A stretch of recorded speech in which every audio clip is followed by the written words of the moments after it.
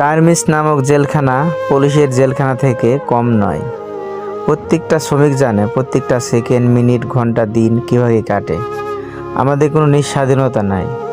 অফিসে আসলে কোন সময় ছুটি হবে আমরা বলতে পারি না, আবার আমাদের ইচ্ছা মতন ছুটিও পাই না।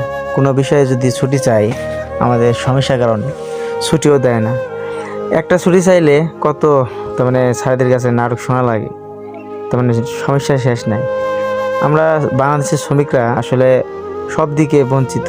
যেমন বেতনের দিকে আমাদের এই পুরো বিশ্বের ভিতরে গার্মেন্টস নামক জায়গাটা শুধু বাংলাদেশে 3য় নাম্বার আছে। 1 নম্বরে থাকতো, কিন্তু বাংলাদেশের দুর্নীতির কারণে 1 নম্বরে থাকতে পারে নাই।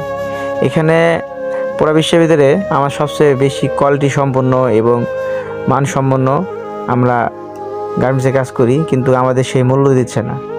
তো পুরো পৃথিবীতে যদি 2 নম্বর হয় তাহলে বেতনটা আমাদের 2 নম্বরেই দিক, কিন্তু সর্বনিম্ন বেতন আমাদের গার্মেন্টসের বেতন আমাদের বাংলাদেশে দিচ্ছে। তো আমাদের এই সামান্য বেতন দিয়ে আমাদের ঠিক মতন চলে না। তো আমরা চাচ্ছি আমাদের বেতন সঠিকভাবে দিক, আমাদের যে পাওনা বেতন অবশ্যই দিক আমাদের কাছে, ঠিক আছে। আর আমরা আসলে বাংলাদেশের শ্রমিকরা যে পরিশ্রম করি, অন্য দেশের শ্রমিকরা তো পরিশ্রম করে না। আমরা দেখছি অন্য দেশে আমাদের বন্ধুবান্ধব গেছে, ডিউটি কম এবং চাপ নাই, তাও বেতন, খাওয়া দাওয়া সব কিছু মিলে 50,000, 60,000, 70,000 টাকা বেতন পাচ্ছে। বিদেশের মাটিতে সব খাওয়া দাওয়া মালিকের, আগামা মালিকে দেয়। অথচ দেখেন আমরা বাংলাদেশে মানুষ নিজের 3 বেলা খাওয়ান দাওয়ান সব কিছু আমাদের নিজের টাকা দিয়ে চলে আসতে যাওয়া আসা করি, তারপর আমাদের সঠিক বেতন দিচ্ছে না।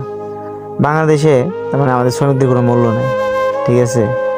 তো কবে জানি মুক্তি পাবো। আর একটা কথা হলো, আমরা গার্মেন্টসে আসলে সকালে আসি আর মনে মনে ভাবি কোন সময় ছুটি পাবো।